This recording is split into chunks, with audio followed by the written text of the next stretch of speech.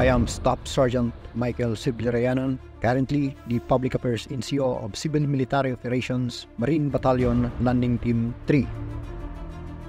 Napupulfill ko yung sarili ko kung nagiging meaningful yung ginagawa ko, lalong-lalo na po yung mga various civil military operations na ginagawa namin, hindi lang po dito sa San Vicente, sa Roxas at sa buong Palawan na po. Yung epekto nito, yung impact nito sa community, yun po yung nagiging fulfillment ko po. Honor, duty, and valor. This is the motto of the Philippine Marine Corps, and also the basis of the main core values that every Philippine Marine lives by. Honor keeps one honest. Duty makes one responsible. And valor allows one to put the well-being of others before oneself. Conflict has always been part of our job, especially when going against insurgents. But all that changed because of Executive Order Number 70. Executive Order Number 70 created a task force to end the local communist armed conflicts, directed a national peace framework, and most importantly, renounced war as an instrument of policy. This inspired me to find a more peaceful way to end insurgency in my area. The communist terrorist groups were actively recruiting people in our province.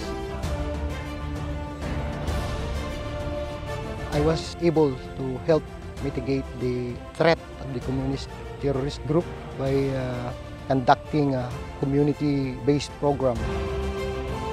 Lack of education, kaya nga madali silang malinlang ng mga kaliwang grupo dahil sa kakulangan ng kaalaman at ginagawa talaga silang target priority ng mga kaliwang grupo dahil nga ang ginagamit sa kanilang issue is yung kahirapan.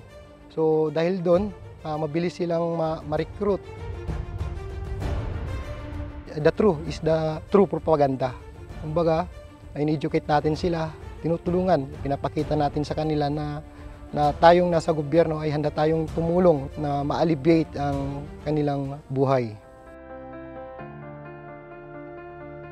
Ari ko pong sabihin na ang aking pag-asa ay maibigay sa aking mga anak ang pinakamahusay na may papakita ko sa kanila. At ito po ay magagawa natin sa pamamagitan ng taimtim na pagtupad ko po sa aking tungkulin para sa aking bayan.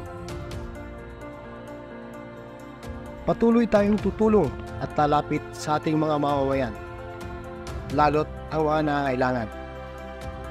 Ipapabot natin ang mga makabuluhang impormasyon at dapat ay may bigay ang mga tamang benepisyo sa kanila at higit sa lahat ay maproteksyonan sila.